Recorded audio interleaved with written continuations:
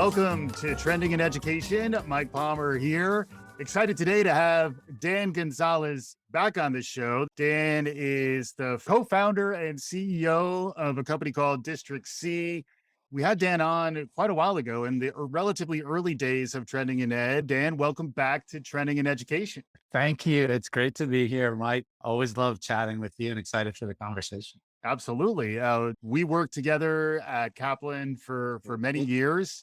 And then you tested the waters outside of Kaplan first. You left to found District C. Can you catch folks up on how District C got started and a little bit of your background, in case folks haven't heard the previous episode? Yeah, absolutely. So District C is a North Carolina-based nonprofit. We've been around for about 6 years. To kind of explain what we do and why we do it, I'll reference a conversation I had with a successful tech entrepreneur who's based down here in the Triangle area of North Carolina. His name's Carl Rydeen. He founded a company called Precision Lender. He's also a big education philanthropist. We were chatting about talent development and education. And he said something that just kind of like knocked me over. And it was so direct and so blunt. And I'll warn you, I'm gonna repeat what he said, but such a powerful sentiment and statement. So he said, in relation to education and talent development, we need to spend much less time preparing our students to be stupid computers and much more time preparing them to be great humans. Mm-hmm. And that just knocked my socks off. In that one sentence, he kind of essentially captured what it is that we're trying to do at District C. And of course, that statement considers all of the things happening in technology right now.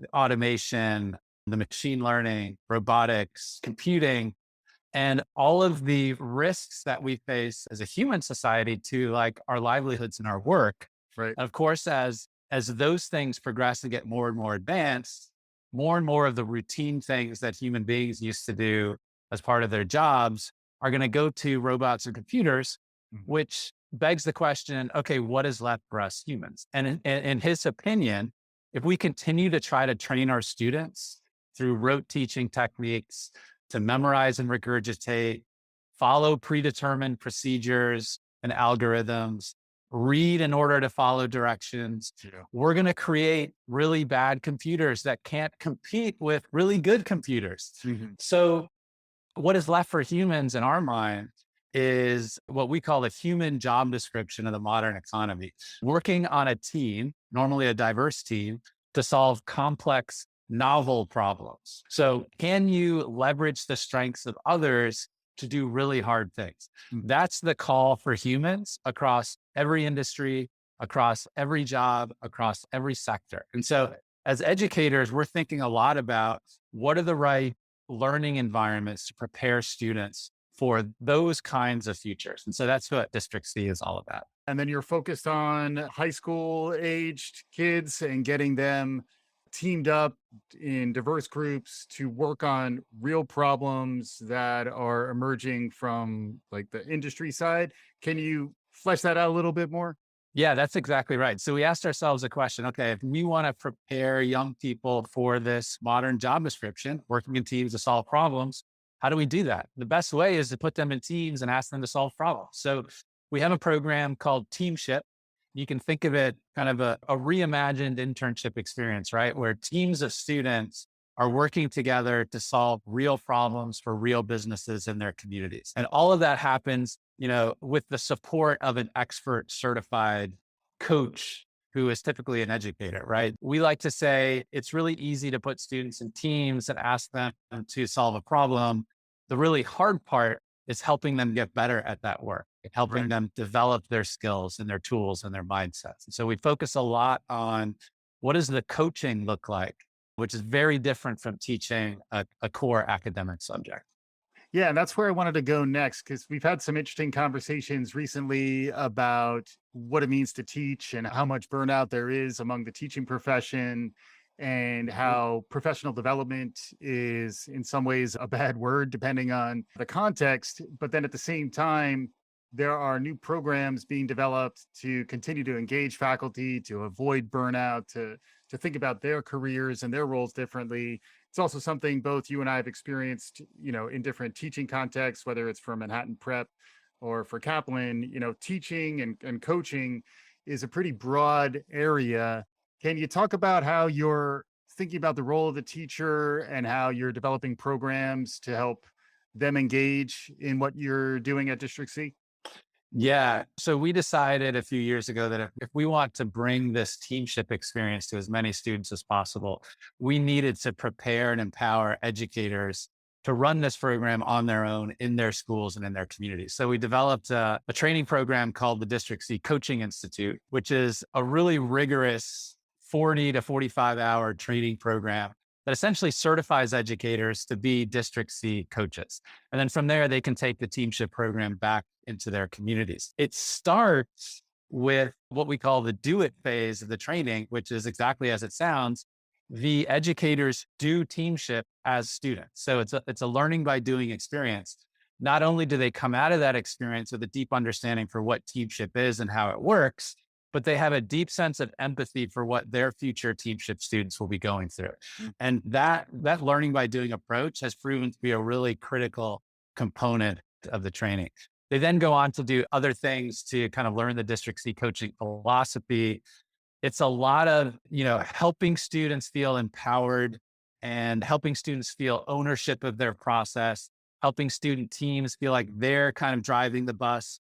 And so the coaching is much more about observing, listening, diving in for a 1 or 2 minute coaching tip, and then backing off and listening and seeing what happens, right? Yeah. Which is very different from standing up in front of the classroom and telling students the things that I know, right? And so this transition takes a little bit of time. What we find is educators are really excited about the opportunity to do this kind of work. They have a ton of experience and expertise to bring to the table.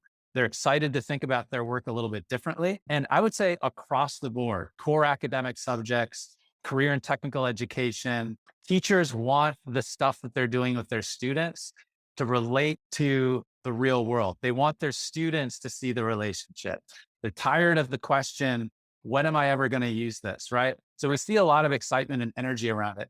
You're also right. Teachers are exhausted right now. Coming out of the pandemic, they've gone through 2.5 really difficult years. You talk with a lot of teachers, as we do.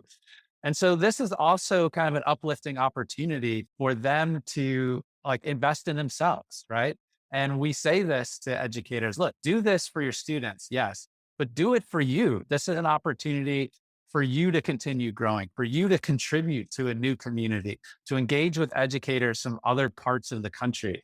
And so we see a lot of excitement around that part of it as well. Yeah, it's exciting for me as someone who thinks about the future of work a lot. We talked a bit about students and a little bit about teachers and coaches. Mhm. What about the third leg in the stool, which is more on the business side? How are you engaging on that front? Can you describe a little bit about what your partners are like and how the model evolves there? Yeah. So one of the non-negotiables in the teamship model is that the problems that student teams work on need to be real, meaningful, and urgent. Early on, we thought very briefly about hey, what if we just created some hypotheticals? There's case studies here. Yep. Wouldn't that allow us to scale this much more easily? Mhm. But in interviewing some of our students, what we learned was the primary motivator is, they will say, I got to do something real. This mattered. I got to help actual people or organizations or the nonprofit that I was solving for or the for-profit business, whatever it might be. Yeah. They get to engage in something that is meaningful, that will have a lasting impact, right? And so as we think about student engagement, especially through the pandemic, this is a really important component of the model. And so part of our service when we're partnering with school districts and schools is, look, we know you've got a ton on your plate. We know your teachers and coaches have a ton on their plate. We will do all the business partner sourcing, screening, onboarding, problem scoping, and we will deliver that problem and that business partner to you as part of this experience. So it's become a really critical part of our business operation is, who are the right kinds of businesses? Who are the right kinds of business representatives? What kinds of problems tend to work well? How do we recruit them? How do we scale that? We're figuring all that out at the moment. It's a really important piece. What we find is businesses want to engage, and we're able to provide them with a really concrete way to do that. Yeah, and I know some of our listenership is probably a little more on that side. It's primarily located in North Carolina. Most of our work is in North Carolina. We are in 7 states at the moment, but business partnerships can come from any part of the country or the world. Oftentimes schools and coaches want to connect their students with people outside of their areas. Oftentimes they want to be connected in the community. Yeah. But we had a school down here in Durham, North Carolina, that we connected with a multinational company in Manhattan, and the students got to zoom in with the senior vice president of product. This is Petula. You know Petula. We work with Petula. That's awesome. Yeah. Yeah. So the students were just wow, senior vice president. She's sitting in an office in Manhattan. This is so cool, right? And so businesses can come from anywhere. We would welcome any interested folks.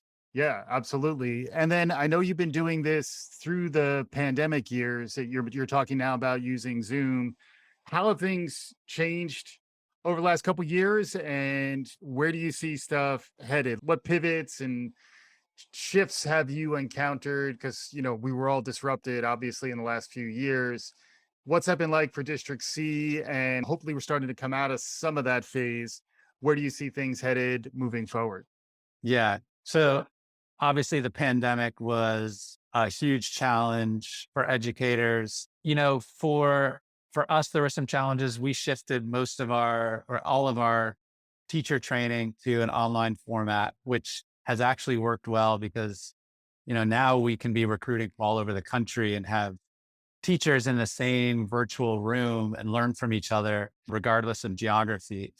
In terms of our trajectory, there was actually a silver lining for us in the pandemic in that there's been so much COVID relief money that has come into local school districts. And here in North Carolina, one of the kind of pockets of money has been earmarked for career acceleration, career learning. And so obviously the Teamship program in District C kind of fits that bill. Yeah. And so we've been working with a whole lot of school districts across North Carolina who are trying to find really innovative ways to get their students real life, work-based learning experiences. Yeah. And so we've been able to provide Teamship in that regard, and the funding has been there. So that has been actually a big shift for us, is that the challenge has gone from, we have a lot of recruitment conversations with school districts. At least 2 years ago, like, yes, we'd love to do this. I just don't know where we're going to find the money. Right. These days it's, yeah, we've got the money.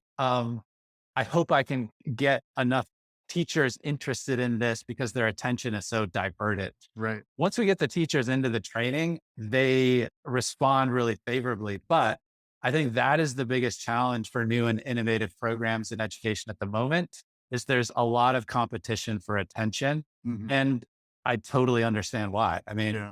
people are just spread really thin. So that's been a huge shift and has impacted the way that we're thinking about how we continue to grow and scale.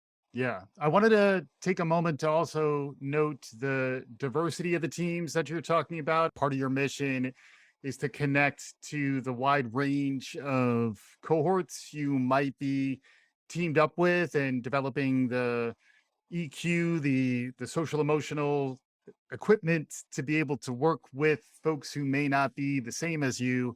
I know that's something that's been central to your thinking. I'd love to hear a little more from you on that. Yeah. So the whole purpose of the Teamship model is to teach students how to work on diverse teams to solve novel, complex problems. And that word diverse is very intentional. Obviously, there's a ton of research that suggests that when you know how to leverage the diversity of your teammates, your team will outperform other more homogenous teams. Mhm. But the research also shows that if you don't know how to leverage that diversity, you will struggle more than homogenous teams. So we're very intentional about how we think about diversity, the power of diversity, and how we coach students to not only value it, but get the most from it, right? And it's one thing to say, hey, be a good team player or respect your teammates. That kind of stuff yes, I agree with those sentiments, but students don't know what to do with that, right? Those are abstractions. Mhm. So what we focus a lot on is here are some concrete tools that will help you better understand the perspectives, ideas, and thoughts of your teammates. And here's how you would implement these tools in a typical team meeting or in a typical work session with your teammates so that the notion of leveraging diversity and leveraging diverse strengths becomes a practical reality through actionable behaviors. That's really most of the work that we're doing with students through Teamship and through the coaching is helping them understand how to do those things in a real way. And then you talked a bit about how the scoping of the problem and definition of the problem is something that District C takes on. And then you're providing the problem in some ways in a structured way to the team to solve. Have you done any experimentation with the scoping work itself? In some ways, that's even harder. And frequently, work contexts have more ill structured problems for us to go after. I'd love to get a little bit of your perspective on that. It's almost as if you've been eavesdropping on our team meetings. This is like such a great question and is really at the core of a lot of the work that we're doing right now and things that we're trying to figure out. As we think about continuing to provide the business partner matching and problem scoping as part of Teamship at scale, we're obviously thinking about how much time does it take us to scope the problem and how much Yeah. does that cost us to do that, right? Mhm. And so we have done a ton of experimentation on this. And where we always seem to gravitate back towards is let's provide a problem statement to the student teams that is as short and open ended as possible Mhm. while still retaining some clarity. Right. And so we have like a formula, it's a 4 or 5 sentence formula that we use. Mm. And the goal is to present the problem not as a project. So not go research our 10 competitors, come back with like a document that, you know, that has a SWOT analysis, whatever that might be. It is a statement that usually starts with something like, we are struggling to, or we haven't quite figured out how to. Mhm. And so that's problem language. It's not project language.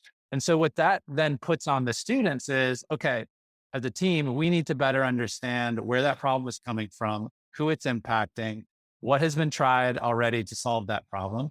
And that generally leads to some deeper insights into the problem that maybe the business hasn't even considered. Yeah. And then from those insights, students can go in whatever direction they want to propose a solution. So we want the students to feel like they own the journey, they own the direction, and that this isn't about, hey, we've got some work for you to do, just Right. do it.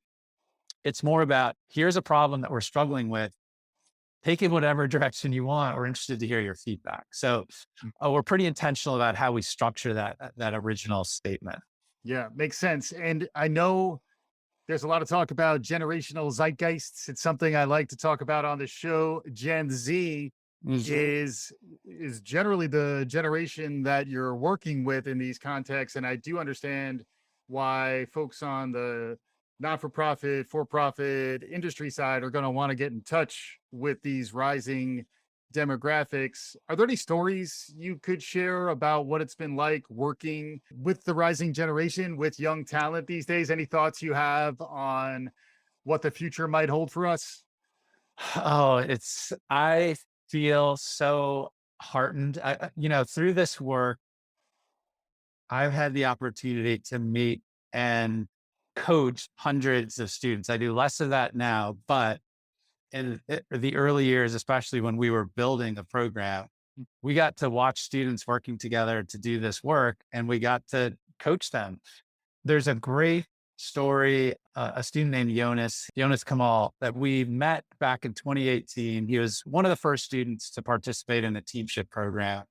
And he came in with such enthusiasm, such commitment, such eagerness to learn. He worked on a team with 3 other students. They worked on a problem for a nonprofit in the community. And he just knocked everyone's socks off. Like, it's just such a genuine talent and good young man with an authentic approach and genuine approach to his work. So we decided, like, hey, these are the kinds of students that are going to change the world. Like, this Jonas is a guy that you will want to know, right? And we knew that from the first day that we met him. So we've just like kept in touch with him. He ended up enrolling at UNC Chapel Hill down here on a scholarship, has been involved with District C. He had an internship with Cisco over the summer and became actually a business problem provider for a Teamship program over the summer. He Nice. was our first student to serve that role. And then 4 weeks ago, we hired him as a part-time member of the District C team. He's a Yeah. junior in college, but he's out now recruiting business partners for us. And he has contributed in so many powerful ways. That's a really powerful story. This is us eating our own dog food. I know that's a phrase you love, Mike, but we feel like we had a small hand in helping Jonas figure out what he wants to do with his skills and talents. And being able to hire him is just a fantastic story. He is one of hundreds and hundreds of students who show so much promise. I think this generation is really, really impressive. They see the world slightly differently. They have the heart, they have the passion. One of the things that I've noticed time and time again, they have each other's backs. They look out for each other. Hmm. They're not pointing fingers. They're not blaming each other. They're not blaming other people. They're an empathetic cohort of individuals, and they're looking out for each other. And they have that human element, which I think is missing in so much of the public discourse these days, that I just feel really heartened by it. I know that was a bit of a meandering answer, but I hope you've heard some of the passion in my voice Yeah. while I was talking about it. It is a great, it's been one of the best parts of the job. That's awesome. And it Yeah. does sound like the Jonases of the world out there do need programs and mentorship from coaches who help them connect the dots. So it's a great example of the upside of the program that you're running here. That program is called District C. DistrictC.co is the website. If you want to learn more, I learned a bit more about what Dan's got going on by going there myself. Dan, we're getting closer to conclusion here. This is where we're entering the free form phase of the conversation. If there's Okay. anything out there in the world around you that is capturing your attention, folks who care about the future of learning should be paying attention to, feel free to surprise and delight us with whatever you care to share. And then we'll wrap up after that with any closing comments or takeaways. But anything out there capturing your attention these days that you want to make sure folks heard about?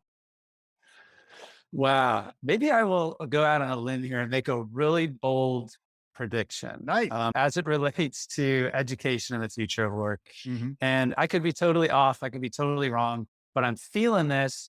And this podcast is the opportunity for me to just go out on a limb, right? I Awesome. feel Yeah. a trusty Mike, so I'm going to do it. All right. So I think we are 5 to 10 years away from our most promising high school graduates skipping college altogether and going right into the workforce. Wow. We talk a lot about is college right for everyone, but we do so in the context of students that are typically middle of the road academically or maybe low performing on the academic spectrum. And we like to say, hey, look, maybe college isn't for you. Maybe you can go earn a certification and go into a trade or whatever it might be. And so that's been a part of the conversation. I think what is emerging, the students who would be no-brainer 4-year college prospects at the top 50 colleges and universities in the country, I think we're pretty close to many of them deciding, you know what, I'm just going to go directly at age 18 and start working for Google. Or I'm going to go directly and start that nonprofit that I want to do, or whatever it might be. I think big corporations and companies are starting to realize that if they want a truly diverse talent pipeline, they're going to have to start earlier. And they're realizing that oftentimes the signal that a college degree sends isn't as strong as maybe society has historically thought. If I'm a student, I'm facing down, $400,000 in debt versus coming out of college and making 70, 80,000. And if I got the skills to do it, why wouldn't I? We're starting to hear, like, this is anecdotal evidence, but we have talked with a few students who have begun like doing this calculus in their head. Yeah. And I wonder if we are on the verge. I don't know what you think, Mike. It's a provocative prediction there. It's interesting for me with a soon to be 4-year-old son. I'm trying to think far enough out to when he's college age. And that's why, almost as a hedge, I feel like programs we need the pre-K version of District C, get a team of preschoolers together to work on some real business problems. Love it.